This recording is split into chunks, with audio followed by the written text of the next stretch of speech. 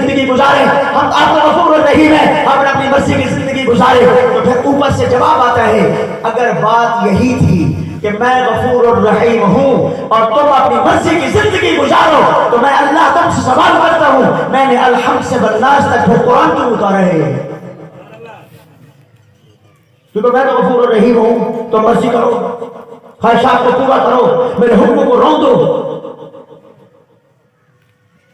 اور ڈر بھی نہیں ہے، خوف بھی نہیں ہے، موت بھول گئی. اللہ کے نبی کہتے ہیں موت کی تیاری کرو. ہم موت کو بھلا کے ہمارا کوئی مرنے کا پروگرام ہی نہیں ہے، سارے پروگرام جینے کے ہیں. کوٹھی دیکھو جینے کا پروگرام ہے، گاڑی دیکھو جینے کا پروگرام ہے، مربے دیکھو جینے کا پروگرام ہے. کوئی ایک بندہ تو کھڑے ہو کے بتائے کہ میں اللہ کی قسم موت کا پروگرام بنا رہا ہوں. جیسے میرے نبی کہہ گئے موت کا پروگرام یہ تھا کہ مجھے سجدے والی موت کیسے آ جائے، قرآن پڑھتے ہوئے موت کیسے آ جائے، مسجد میں موت کیسے آ جائے، نیکی تقوی والی موت کیسے آ جائے، اللہ کی مرضیات والی موت کیسے آ جائے. وہ تو کسی نے سوچا ہی نہیں ہے. سجدے والی موت کن کو آتی ہے وہ تو اہل علم سے آپ پوچھتے.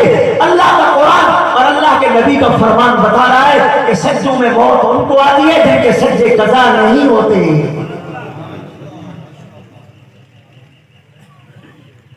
یہاں تو بات ہی کچھ اور ہے. دوسری آیت 14واں پارہ ہے ثم ان ربك للذين عملوا السوء بجهالة ثم تابوا من بعد ذلك واصلحوا ان ربك من بعدها لغفور رحيم.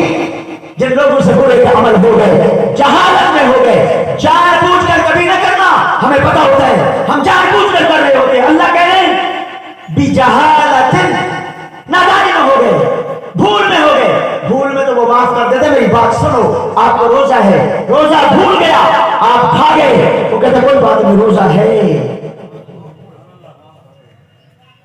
میں آپ سے پوچھتا ہوں آپ کو پتا ہے میرا روزہ ہے، پھر آپ نے کھا لیا، اب کیا ہے؟ روزہ ٹوٹا ہے. یہ تو بے وقوفی والی بات ہے. روزہ نہیں ٹوٹا، یہ تو جان بوجھ کر اس نے کھایا ہے. وہ حکم دیتا ہے ایک روزہ یہ قضا کرے، اس کے بدلے 60 اور قضا کرے.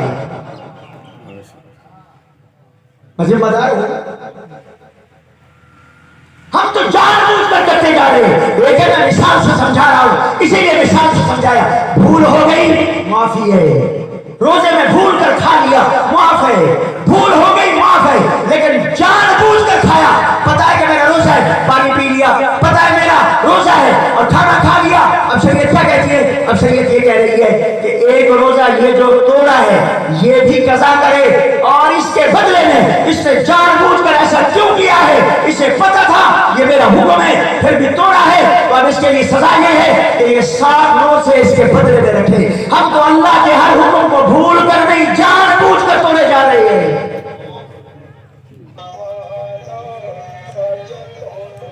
اسے بھی گزارش ہے اللہ کے لیے واپس آؤ، اپنی زندگی کو رخ بدلو. پتہ نہیں یہ باتیں تم سے کہاں سے یاد کر رکھی ہیں. میں قسم اٹھا کر کہتا ہوں یہ قرآن میں نہیں ہے. کم از کم 30 مرتبہ میں اللہ کے قرآن کی مکمل تفسیر پڑھا چکا ہوں، پوری تفسیر میرے سامنے ہے. اسی لیے میں قرآن پیش کر رہا ہوں. میں کسی کا قصہ نہیں بتا رہا، کسی کی کہانی نہیں بتا رہا. میں ادھر اللہ کے نبی کی طرف بھی آتا ہوں. اللہ واضح طور پر اعلان کر رہے ہیں ان بندوں سے جو بھول گئے جہالت ثم تابوا، پھر انہوں نے توبہ کی. توبہ کا ایک معنی میں نے ابھی بتایا، ٹائم مختصر ہوتا ہے میں زیادہ بات نہیں کر سکتا. من بعد ذلک واصلحوا، اس کے بعد اپنے آپ کو سنوارا، اپنے آپ کو عمل صالح میں جوڑا. جیسے والد کہتا ہے جی ٹھیک ہے بیٹا، ٹھیک ہے ٹھیک ہے، تو نے معافی مانگ لی، معافی ہو گئی، لیکن میں تجھے اب دیکھوں گا، اب تو میرے ساتھ کیا کرتا ہے. اب میں اس کا ترجمہ یہاں کرتا ہوں. اللہ کہتا ہے ٹھیک ہے توبہ ہو گئی، اب میں بھی دیکھوں گا تو کیا کرتا ہے. یہ قرآن کون بتائے امت کو؟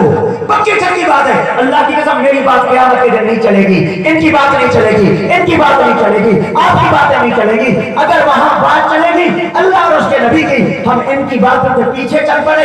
اور جو پکی چھکی باتیں اندر آتا کوئی نہیں ہے. اللہ وہاں سے اعلان کر رہا ہے सुम्मा ताबू मिन बादी ज़ालिका व अस्लहू, तौबा के बाद मैं देखूंगा कौन सीधे रुख पर चलता है, कौन अपनी जिंदगी को संवारता है, कौन अमल साले पर आता है। इन्न रब्बका मिन बादिहा लगफूरुर रहीम, तेरा रब इसके बाद गफूरुर रहीम है। हम गुनाह करके कहते हैं गफूरुर रहीम है, नमाज छोड़ के कहते हैं गफूरुर रहीम है, मिलावट करके कहते हैं गफूरुर रहीम है, झूठ बोलकर कहते हैं गफूरुर रहीम है। अल्लाह की कसम उठाकर कहता हूँ, हम शर्मिंदा हो जाते हैं, दुनिया में जाते हैं। मुसलमानों ने जो अपना किरदार दुनिया के सामने रखा है, अल्लाह की कसम वो सुनकर शर्मिंदा हो जाते हैं। मैं अभी चंद दिन पहले बाहर के मुल्क से सफर करके आया, जापान से आया, जो दुनिया का एडवांस तरीन मुल्क है हर एतबार से। वहाँ एक बंदा आया, उसने मुझे देखा, ये काफिर है, मुसलमान नहीं है, मुझे देखकर मुझे कहता है अपनी जुबान में, आप बहुत प्यारे लग रहे हो, उवीशी लग रहे हो, मीठे लग रहे हो, बहुत प्यारे लग रहे हो। तो मुझे मौका मिल गया, मैंने कहा चलो मैं इसको दावत दे दूं। तो मैंने उसे कहा आप भी फिर इसी तरह हो जाए। उसने कहा अच्छा पहले इजाजत दो मैं इस दाढ़ी को हाथ लगा के देख लूं। मैंने कहा देख लो। उसने दाढ़ी को हाथ लगाया, यूं देखा, तो देखने के बाद मुझे कहता है बहुत अच्छी है। मैंने कहा तुम भी ऐसे हो जाओ।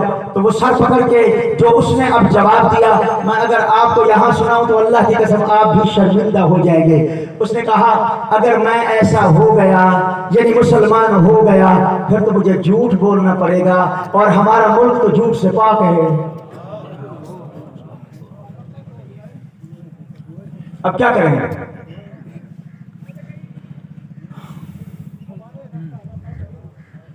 अगर मैं मुसलमान हो गया तो मुझे मिलावट करनी पड़ेगी। ये हमारा इमेज है दुनिया में। वो ये कह रहे हैं कि तुम इस तरह हो। क्या इस्लाम ने यही सिखाया है? मुसलमान ने यही सिखाया? अल्लाह की कसम हमने अपनी गंदी जिंदगी से इस्लाम को बदनाम कर दिया है।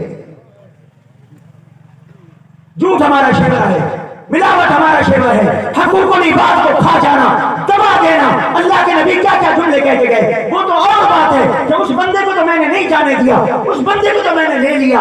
मैंने कहा नहीं, इस्लाम ये नहीं कहता, इस्लाम हरगिज़ ये नहीं कहता। इस्लाम तो ये कह रहा है, इस्लाम तो ये कह रहा है, इस्लाम तो ये कह रहा है, इस्लाम तो ये कह रहा है, इस्लाम तो ये कह रहा है। तो शैतान को वो भी मानते हैं। मैंने कहा असल बात ये है कि तुम हो काफिर, तुमसे हो गया है शैतान मुतमईन। वो ये कहते हैं कि ये तो मेरे अपने हैं, इन्होंने तो कलमा पढ़ा नहीं है। अब ये सारा सो मुसलमानों पर लगा रहा है कि इनको किसी तरीके से मैं जन्नत से रोकूं। फिर वो क्या करता है, वो छोटे छोटे काम कराता है उनसे। छोटा झूठ बुलवा दिया, बड़ा झूठ तुम बोलते हो, छोटा गलत काम कर दिया, बड़े गलत काम तुम करते हो। उसने कहा हम क्या बड़ा झूठ बोलते हैं? मैंने कहा गंदा मुसलमान भी हो, झूठ बोलने वाला। वो ये कहता है अल्लाह एक है, ये दुनिया का सबसे बड़ा सच है, और तुम कहते हो अल्लाह एक नहीं है, ये सबसे बड़ा झूठ तुमने बोला है।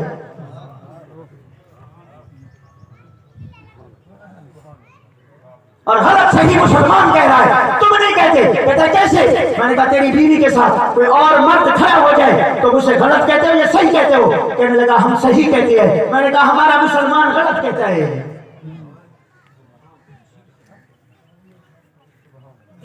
लेकिन हमारा ये तो एक बात मैंने बताई, मैं तो रमजान पूरा उधर गुजारता हूँ, और पढ़ा लिखा तबका है। एपीयू यूनिवर्सिटी है उनकी, एशिया पैसिफिक यूनिवर्सिटी, 10 टॉप यूनिवर्सिटियों में शामिल है। 22,000 स्टूडेंट है, 90 मुल्कों का है। हर एक से वास्ता है, यहूदियों से वास्ता है, बुद्ध मत से वास्ता है, ईसाइयों से वास्ता है, एक एक से वास्ता है। मैं सच्ची बात अर्ज करता हूँ, लोग कहते हैं कल मैं इधर परसों जुम्मे पर आया तो सारे कह रहे थे आप उधर चले जाते। अभी हमारे पास आपके साथी बैठे थे, कहते थे जुम्मे पर आप उधर चले जाते हैं। मैंने कहा मैं आपको बता नहीं सकता मेरे उधर जाने के क्या नफे हो जाते हैं। मैं उधर जाता हूँ तो वो कहते हैं इधर ना आओ, इधर वाले कहते हैं उधर ना जाओ। काम ना उधर मेरा अपना है ना इधर मेरा अपना है, इधर में अल्लाह रसूल क्या, उधर भी अल्लाह रसूल क्या है। अब उम्मत को हक कौन बताए? अल्लाह की कसम कह दो वो और बात है। मैंने उस बंदे को ले लिया, जेल से भी लिया, और उसे मस्जिद में ले आए। और अल्लाह का फजल ये होता है कि 2-4 दिन मस्जिद में जुड़ने के बाद, तरावी पढ़ने के बाद, तरावी के बाद पूरा कुरान का खुलासा बताया, एक पारा पढ़ाया, वो सारे बैठे और इतनी सच्ची तलब आ रहे कि मुझे खुद को शर्म आती थी। अल्लाह की कसम मैं खुद थक जाता था, मगर उनको उठने का नाम नहीं होता था। और ट्रांसलेशन हो रही है, इंग्लिश में हो रही है, उनकी अपनी जुबानों में ट्रांसलेशन हो रही है, सुन रहे हैं, और नतीजा क्या निकलता? हर दूसरे तीसरे दिन अल्लाह उन्हें ईमान अता कर देता। रोना मुसलमान पर है।